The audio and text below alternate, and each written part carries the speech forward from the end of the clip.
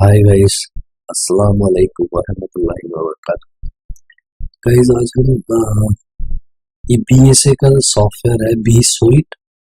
ये देख रहे हो आप स्क्रीन पे, मेरा माउस कर्सर भी है। ये बी स्वीट सॉफ्टवेयर है, बी सॉलिड भी बोलते हैं इसको। ये बेसिकली यूज होता है सीएनसी मशीनरी के लिए, जब हम कोई प्रोग्रामिंग बनाते हैं उसके लिए यूज होता है। तो आज हम इस पे बात करेंगे और इसको अच्छे से समझेंगे एक्चुअली ये है क्या। तो सबसे पहले हमने इस पे डबल क्लिक करना है। ये इस तरह से खुल जाएगा। ये आपको पहला विंडो फ्रंट दिखेगा। इस साइड आपके सारे ये टूल आ जाते हैं, फाइल, इंपोर्ट एक्सपोर्ट, ये सारी चीजें। और ये कैड कैप, यहाँ पे पूरा सॉफ्टवेयर का जो मैकेनिज्म होते हैं वो सारे यहाँ मिल जाते हैं। यहाँ पे भी है कुछ ऑप्शन, यहाँ पे भी साइड में मिलते हैं। ये जैसे माइक्रो है तो माइक्रो यहाँ भी है, लेकिन कैड है तो कैड है, टूल वूल है। बट बेसिक जो डिटेलिंग है, मशीन डाटा है, जनरल सेटिंग्स है, जो मशीन की सेटिंग्स है, ये यहाँ पे मिलते हैं। तो हम यहाँ से शुरुआत करेंगे। सबसे पहले हम काम कैसे करते हैं इसमें। नीचे भी आप देख सकते हो, नीचे ये स्नैप है सारे, ये सब स्नैप है, वेरिएबल्स स्नैप, ये ग्रिड स्नैप और स्नैप, ये सारे ऑटोमेटिक स्नैप। तो ये नीचे ऑप्शन है जैसे ऑटोकैड के अंदर होते हैं वही है। मोस्टली ये ऑटोकैड बेस्ड है वर्किंग इसकी, बट ये कॉन्ट्यूर्स में काम करता है, इतना ही फर्क है। और ये सीधा मशीन से लिंक्ड है। तो जब इस तरह का विंडो ओपन होता है, सबसे पहले हमें क्या करना है, यहाँ देखो ये है न्यू, यहाँ से न्यू फाइल ले सकते हैं। इस पर क्लिक किया, ये एक न्यू फाइल आ गई, पहले से थी हमारे पास, अभी एक और आ गई। यहाँ से ओपन, कोई फाइल हमने बना रखी है उसको ओपन जाके कर सकते हैं। सिलेक्ट किया, ये आ गई सारी, ये सारी ऑलरेडी हमने बना के रखी हुई है, तो ये उसके लिए है, ठीक है ना। तो ये ओपन प्रोफाइल है, मतलब ओपन में जाके कोई भी प्रोजेक्ट ओपन कर सकते हैं। तीसरा है सेव, जो भी हमने बनाया हुआ है उसको सेव कर लो दबा के। ये सेव एज, जो भी हमने बनाया हुआ है उसकी एक और कॉपी बनानी है तो सेव एज में जाके दूसरा नाम दे के उसकी कॉपी कर लो। ये है सेव एज माइक्रो, ये काफी इंपॉर्टेंट है, ये मैं आपको बाद में समझाऊंगा, पहले बेसिक समझ लेते हैं। ये कोई भी हमने ऑटोकैड में फाइल बनाई है तो उसको इंपोर्ट करने के लिए, यहाँ से एक्सपोर्ट करने के लिए, कोई भी फाइल को हम एक्सपोर्ट कर सकते हैं दो तीन फॉर्मेट में। जैसे कि DXF में कर सकते हैं फॉर्मेट एक्सपोर्ट, और CIX जो है ये कोऑर्डिनेशन लैंग्वेज है जिसपे XYZ पे काम करती है, वो है। ये बेसिकली मशीन के लिए होती है, BSA वर्क में इंपोर्ट करने के लिए। BSA वर्क में अगर तुम्हें कोई फाइल इंपोर्ट करनी है बी सॉलिड की, तो ये यहाँ से एक्सपोर्ट करके करनी पड़ेगी, और ये DXF के लिए। तो ये ऊपर वाले हो गए। फिर उसके बाद ये है ड्राइंग, यहाँ पे आपको ड्राइंग के सारे ऑप्शन मिल जाएंगे। ये खुले हुए, इस पे क्लिक है तो ये खुले हुए, ये सारे लाइन, लाइन टू टाइप की लाइन है। और ये आपका हो गया, ये भी लाइन है, बट ये लाइन कंट्रोल लाइन है, मतलब आप किसी भी पॉइंट पे create a line from two given point, दो पॉइंट से आप एक लाइन बना सकते हो। उसके बाद है ये पॉलीलाइन, पॉलीलाइन आपको पता ही है, ऑटोकैड पे भी यूज होती है, वही है। अब मैं बेसिकली चला के दिखा देता हूँ। सबसे पहले ना कोई भी ये टूल यूज करने से पहले हमने पीस लेना होता है, इसको बंद कर देते हैं। ये हमारा पीस है, ये न्यू फाइल ली और यहाँ पीस में आते हैं, ये देखो मशीन है और यहाँ पीस है। पीस में आके इस पीस कंट्रोल पे क्लिक करेंगे, ये ऐसे करके आ जाएगा। फिर ये पीस में साइज देंगे 800 500 जो भी चाहो, मैं दूंगा 900 600, जो भी थिकनेस है, ये तीनों चीजें डालनी होती है। थिकनेस, थिकनेस डाल लो 18 mm कोड की जो थिकनेस होती है। और ये हो गया आपका लिस्ट ऑफ ओरिगन। ओरिगन क्या होता है? बेसिकली मशीन के अंदर, मैं दिखा देता हूँ।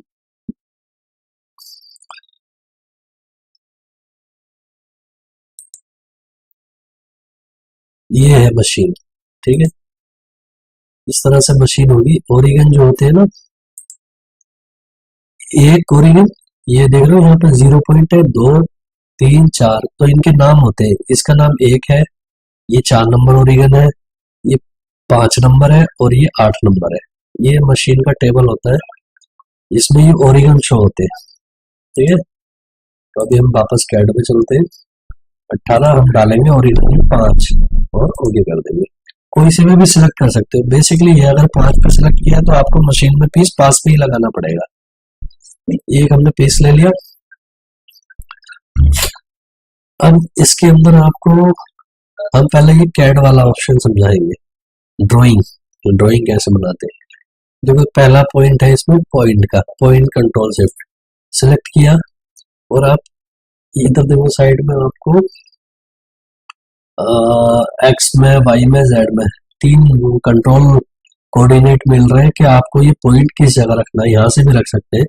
सपोज मैंने यहाँ पे एक पॉइंट दे दिया, ये मैंने पॉइंट ले लिया यहाँ पे और कैंसिल कर दिया। अब ये देखो इधर यहाँ पे एक पॉइंट आ गया, जैसे मैं सेलेक्ट करूंगा ये आ गया यहाँ पे। इस पॉइंट को मुझे 300 पे रखना है तो 300 डालूंगा और इधर से भी 300 पे रखना है, तो देखो ये शिफ्ट हो गया यहाँ पे। अब ये पॉइंट का कोई काम नहीं होता, सिर्फ ये इस पॉइंट से आपको कुछ काम करना है तो ये पॉइंट से काम कर लेगा। सेंटर वाला ऑप्शन देखो यहाँ पे ना, एक तो होता है ऑटोमेटिक स्नैप। ऑटोमेटिक स्नैप में यहाँ पे आप सेट कर सकते हो कि कौन कौन सा चाहिए आपको। अच्छा ये 3 है, ओके कर दो। जैसे ही आप यहाँ आओगे तो ये यहाँ से पकड़ लेगा पॉइंट ऑटोमेटिक। तो इस पॉइंट से आप किसी भी एंगल में, ये 45 डिग्री एंगल है, ये 180 डिग्री है, ये लाइन चला सकते हो। ये लाइन हो गई, बेसिकली ये लाइन है। कैंसिल, ये देखो ये लाइन आ गई। दूसरी है पैरेलल लाइन। पैरेलल लाइन में आप कोई भी लाइन की पैरेलल बना सकते हो। सपोज ये लाइन है, सिलेक्ट की हुई है, इसके पैरेलल में आपको कोई लाइन चाहिए, उतनी नंबर ऑफ रिपीटेशन मुझे चाहिए 5 लाइन है, तो ये 5 आ गई। और ऑफ साइड चाहिए मुझे 20 mm का हर लाइन के, लाइन टू लाइन, तो 20 आ गया। ये पैरेलल लाइन होती है। ओके कर दो, ये लाइन बन गई, मतलब सब अलग अलग लाइनें बन गई। दूसरा है 2 पॉइंट लाइन। 2 पॉइंट लाइन में 2 पॉइंट देने पड़ते हैं, 1 पॉइंट 2 पॉइंट, और ये आर्क है 2 पॉइंट आर्क। अब इस तरह से 2 पॉइंट आर्क बना सकते हो। तीसरा है पॉलीलाइन। पॉलीलाइन को आप कहीं से भी शुरू करो, ये चलती जाती है, मतलब ये, और ये बेसिकली ये लाइनें तो है कॉन्ट्यूर में चल रही है। अच्छा हमने ऑटोमेटिक स्नैप ऐड किया हुआ तो ये हमेशा पॉइंट पकड़ रहा है, लेकिन अगर आप ऑटोमेटिक स्नैप ऑफ कर दोगे तो ये आपके अकॉर्डिंग चलेगा, फिर स्नैप नहीं लेगा। जहां भी आपको करना है वैसे घुमा सकते हो।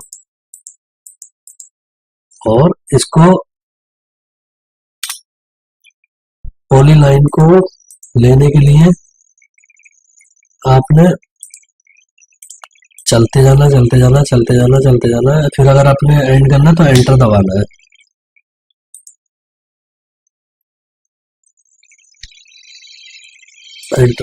एंटर दबा के या ओके, ओके दबा दोगे तब भी हो जाएगी। साइड में ओके आता है, लाइनली लाइन, और फिर ओके पे गए, ये इधर ओके दबा दिया, तो ये आपका लाइन आई, पूरी लाइन। फिर उसके बाद है स्प्लाइन। स्प्लाइन बेसिकली काम करती है हमारी आर्क के सेगमेंट में। ये देखो ये स्प्लाइन है, इसमें भी वैसे ही है, ओके दबा दिया, ये स्प्लाइन आ गई। कोई आर्क शेप बनाना है कुछ, ये तो ये सब बेसिक टूल है। इसके बाद रेक्टेंगुलर, ये रेक्टेंगल है, इसको सिलेक्ट किया, पॉइंट को क्लिक किया। अब सपोज करो कि आपको इसका साइज चेंज करना है, तो इस पे डबल क्लिक करो, ये विंडो खुल जाएगी। यहाँ पे दिख रहा है ना बेस एंड हाइट, मुझे चौड़ाई इसकी 200 रखनी है रेक्टेंगल की, और हाइट रखनी है 50। तो देखो ये चेंज हो रहा है इधर, देखोगे चेंज। तो बेसिक है ये, जैसे ऑटोकैड में काम करते हैं, बट इसमें कॉन्ट्यूर और ऊपर से कॉन्ट्यूर में काम होता है। ये सर्कल है, सर्कल ऐसे खींच लिया, कैंसिल कर दिया, यहाँ आ जाएगा। और इसका अगर रेडियस चेंज करना है, 50 करना है तो 50 हो जाएगा। इसकी पोजीशन चेंज करनी है, 100 पर रखना है, वाई में भी 100 पर रखना है, तो ये पोजीशन में। तो सारी ये पोजीशन ले रहा है यहाँ से, जो आपने ओरिजिन पॉइंट रखा है इस पीस के अंदर। जो भी काम होता है हमारा पीस के ऊपर होता है, इसके अंदर, ठीक है। और ये इधर पूरी लाइनें बनती, इधर पूरे कॉन्टिन्यू बनते चले जा रहे हैं, ठीक है। ये डेटा है, ये कॉन्टिन्यू डेटा बन रहा है। उसके बाद हमारा इलिप्स है, इलिप्स भी जैसे ही बनेगा, क्लिक कर दिया, ये सर्कल में आ गया। बट इसमें इलिप्स के टाइप ऑफ इलिप्स है बाय 2 पॉइंट और insert of the centre point and the length of 2 semi axis. दो एक्सिस से ये कब बढ़ती होगी, या 2 पॉइंट से, तभी हमने 2 पॉइंट वाली ली है।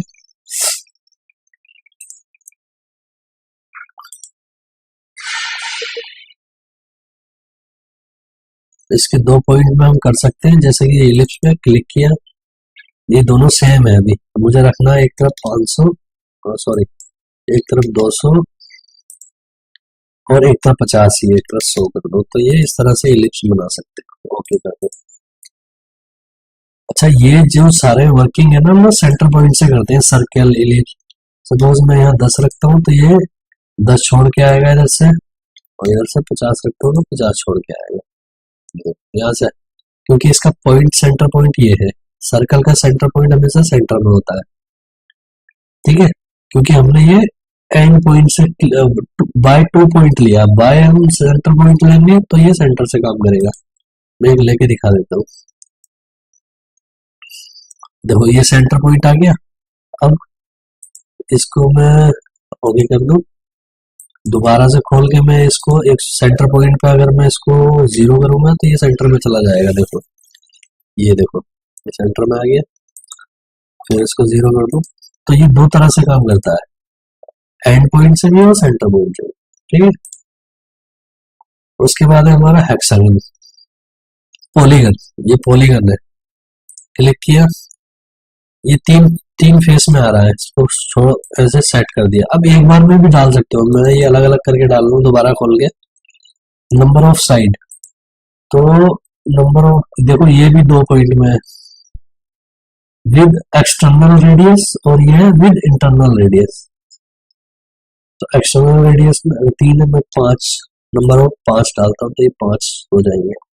सेंटर पॉइंट 300 300, और इसका एक्सटर्नल रेडियस मैंने डालना है 500, तो ये बढ़ जाएगा जितना भी डालना है आपने। तो ये जो रेडियस आएगा यहाँ से यहाँ, मतलब अगर आप 500 का सर्किल लोगे तो ये ऐसे ही काम करेगा। अच्छा, जो भी काम कर रहे हो आप, जैसे 5 डाल दिया, 300 पे डाल दिया, फिर 300 पे डाल दिया, एक्स वाई में रेडियस मैंने इसका 500 कर दिया, और अगर मैं ऐसे बाहर चला जाता हूँ तो ये वापस उसी पोजीशन में, तब तक ओके नहीं दबाऊंगा। ओके दबाऊंगा तो ये अपना वर्क सेट हो जाएगा। फिर उसके बाद है लीनियर टेक्स्ट कंट्रोल। यहां से हम कोई भी कुछ लिखना होता है हमें, ये ले लिया, डबल क्लिक किया, अब यहाँ पे कुछ भी लिख दो। जैसे कि मैं अपना नाम लिख देता हूँ, AL, हाइट में नहीं, इस पे क्लिक किया, AL।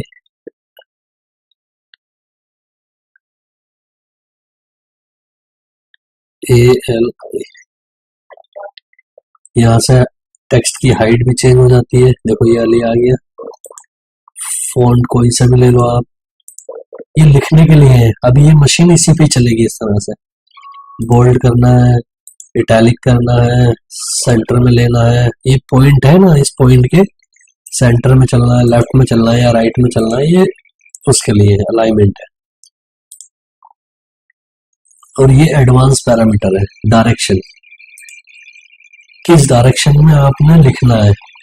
अगर आपने जैसे अली एकदम एक लाइन में लिखना है या उल्टा लिखना है ALI, या ऊपर से नीचे को लिखना है या राइट से लेफ्ट लिखना है। जैसे कि कोई अरबिक लैंग्वेज भी लिखना हो तो आप इसमें इजीली लिख सकते हैं, क्योंकि अरबिक लैंग्वेज हमेशा इधर से उल्टी चलती है, समझ में आ रहा है। तो ये उसके लिए कंट्रोल दिए हुए।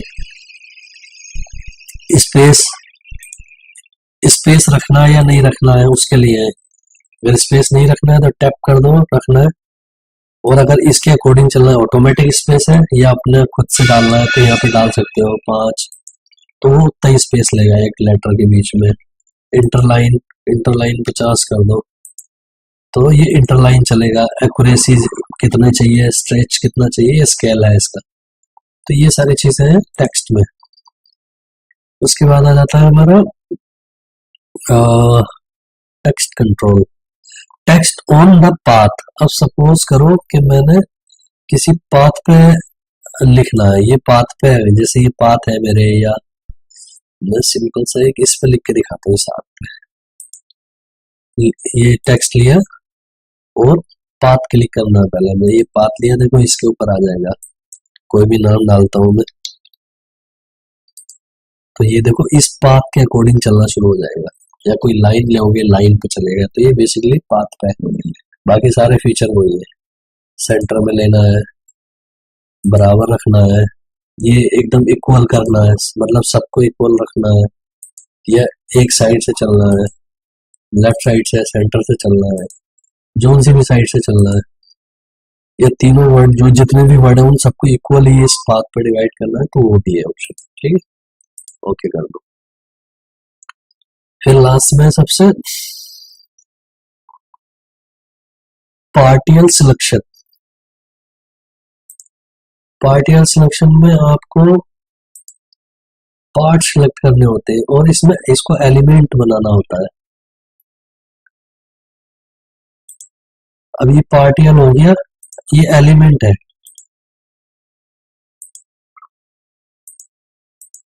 ठीक है, ये एलिमेंट बन गया, ये पार्टियल एलिमेंट है आपका। कॉन्ट्यूर बन गया, इस एलिमेंट से आप डायरेक्शन फ्रॉम का स्टार्ट पॉइंट यहाँ से यहाँ तक, ये एग्जैक्टली सीधा मशीन पे जा सकता है ये एलिमेंट, बट ये इतना यूज नहीं होता है, इसकी जरूरत नहीं है। तो बेसिकली हमने आज ये खत्म कर लिया, हमारा जो ये वाले लाइन पॉइंट ये सब थे, ये सब खत्म कर लिए हमने।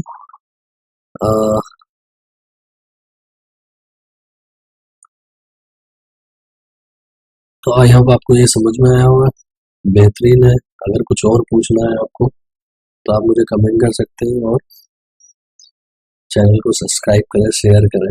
मैं इस पे जो वर्किंग कर रहा हूँ ये सारी चीज़ें आपके शेयर और लाइक के लिए ही कर रहा हूँ, तो प्लीज़ ये काम करें ताकि मैं आपको और अच्छे अच्छे वीडियो बना के दूँ। और आपको कुछ अगर पूछना हो तो इसमें पूछ लिया करें। Thank you.